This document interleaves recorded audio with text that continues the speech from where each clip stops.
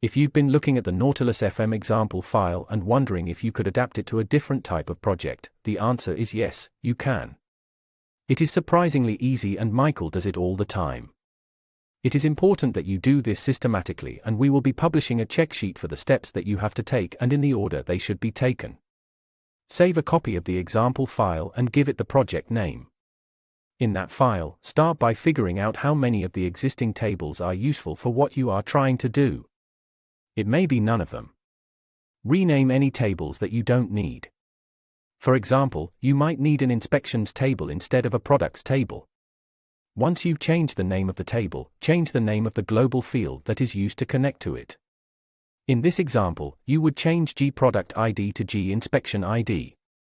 While this is not strictly necessary, it saves confusion down the line. Then delete any fields that aren't necessary or appropriate.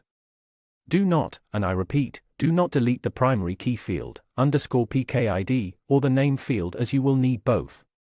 The name field is used in the portal and thus it is essential unless you want to recreate the portal itself. You could change the field to a calculation and you can rename it. Just don't delete it. Add the fields you need. You might already have them in another solution, so you can copy them from there and paste them into the NautilusFM file. The benefit to doing this is it saves time by not having to type the field names, and you can import data easily using matching names. To make this absolutely seamless, change the name of your primary key field to _PKID and the field you use as a name to name. That way, you don't have to do any field mapping when you import old data. Exit database and go to the sliding panel for the module you have just changed. In the inspector, change the name and then edit the navigation button, changing its name and using the new name as the script parameter. Then add the fields from the selected table occurrence for that module. Again, using the products becomes inspections example we are using, the table occurrence would have been selected product which you would have changed to selected inspection.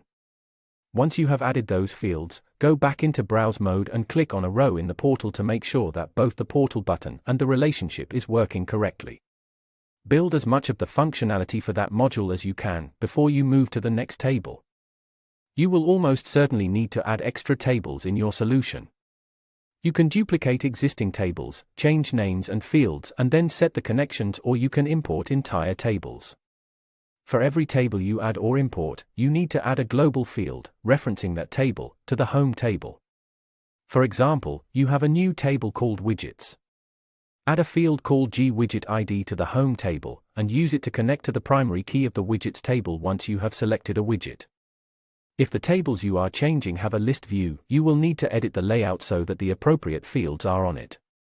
If it is a new table which needs a list view, duplicate one of the existing list view layouts, and then modify it accordingly. Don't change the layout width. If you have any questions about this procedure, reach out to Michael for help.